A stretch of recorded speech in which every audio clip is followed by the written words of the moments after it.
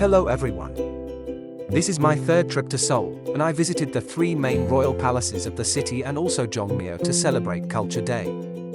They are Kyong-bok-goong Palace, Cheongdok-goong and Cheongkyong-goong, often called Donggoong or Eastern Palaces, Doksa-goong Palace, Gyeongmyo Royal Shrine. Usually there's a small admission fee, but on Culture Day, entry is free.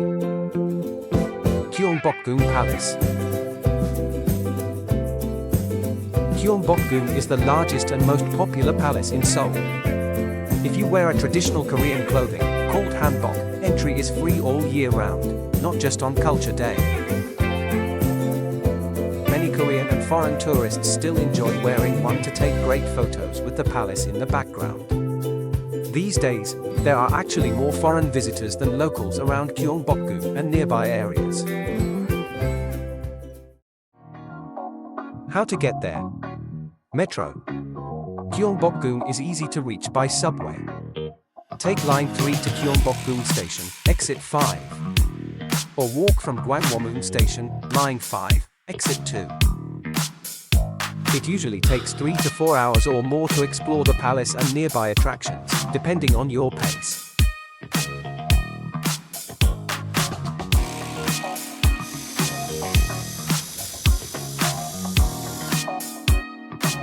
Directions to Kyong-bok-goong and National Palace Museum. From Kyong-bok-goong Station, line 3, go out exit 5 and follow the signs.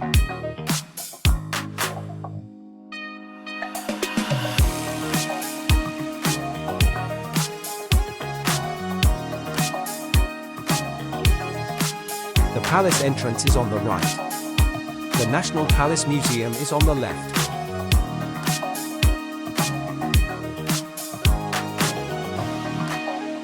Since the weather was hot today, I stopped by the museum to cool down and refill my water bottle at the free water station.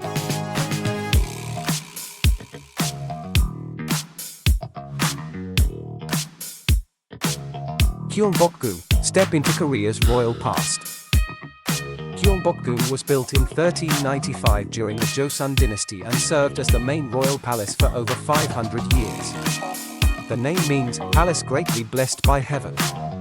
When you pass through the impressive Gwanghwamun Gate, it feels like stepping back in time. Unfortunately, during the Japanese occupation, most of the buildings were destroyed, and only about 5% of the original structures remain today. Restoration is ongoing, and so far, about 20% of the palace has been rebuilt. Still, the palace grounds feature elegant traditional buildings, wide courtyards, and serene ponds. One of the most popular sites is the Royal Guard changing ceremony, held several times a day. It's free to watch. Key buildings in Kyong-bok-goong. Gwanghwamun Gate, the Grand Front Gate and Seoul's landmark. Gyeongnam-moon Gate, the second gate, with corridors and a pond bridge. Gunjeongjun Hall, the main throne hall for ceremonies and state events.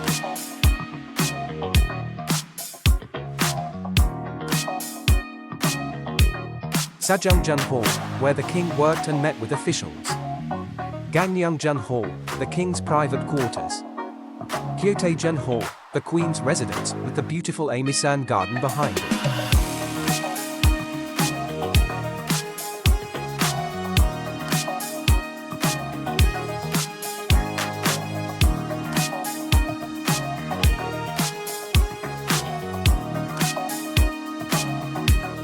Kyong-bok-goong Pavilion, a stunning building over a pond, used for royal banquets. Gyeongnam Pavilion, a peaceful pavilion in the rear garden, with an arched bridge and lotus pond.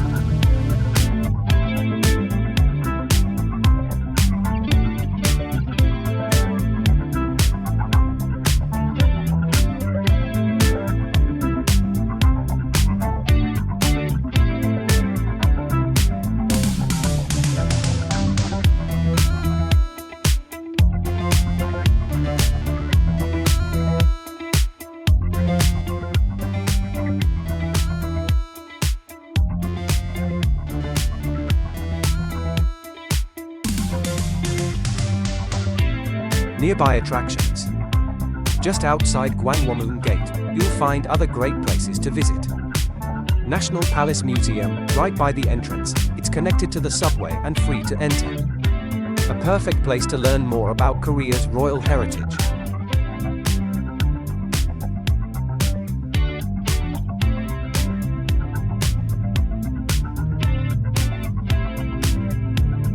National Museum of Korean Contemporary History offers insights into Korea's modern history.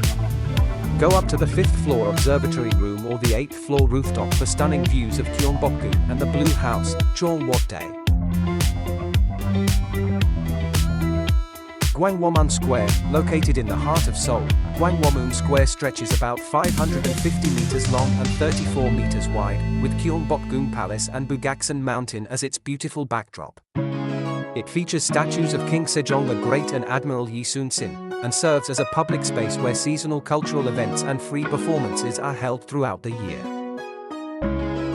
Cheongkai-chan Stream, a scenic urban stream that begins at Cheongkai Plaza, with sculptures, fountains, and seasonal events. You can walk all the way to Dongdae. I'll introduce this more in a later video.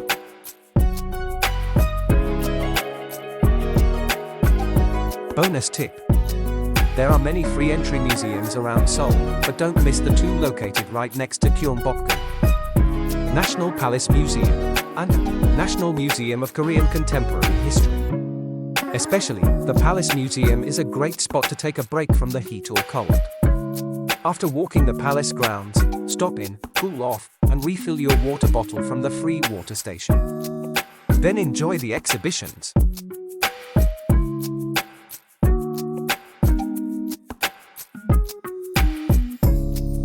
It offers a deep and beautiful insight into the lives of Korea's royal families, especially during the Joseon Dynasty, 1392 to 1897, and the Korean Empire, 1897 to 1910. This museum showcases royal culture through various treasures such as king's costumes, official seals, ceremonial tools, musical instruments, paintings, and even scientific devices used at the royal court. It's a great place to learn how Korean kings and queens lived, governed, and celebrated important events. One of the most impressive features of the museum is its collection of royal artifacts, many of which are designated as national treasures. There are also digital exhibitions, interactive displays, and English-language explanations throughout the museum. For foreign visitors, this museum is a perfect place to understand the elegance and dignity of Korean royal life in a quiet, air-conditioned space, ideal after touring the large palace grounds.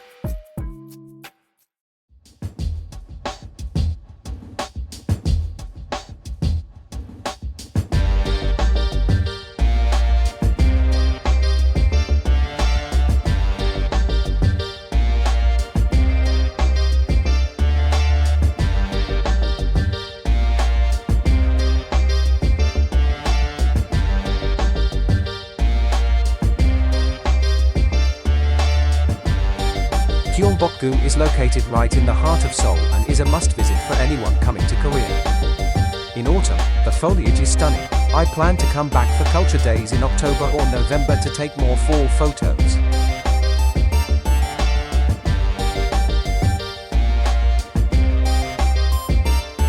Next episode. In the next video, I'll take you to the Eastern Palaces, Cheongdok-goong and Cheongkyong-goong. Wow! They're also free to visit on Culture Day.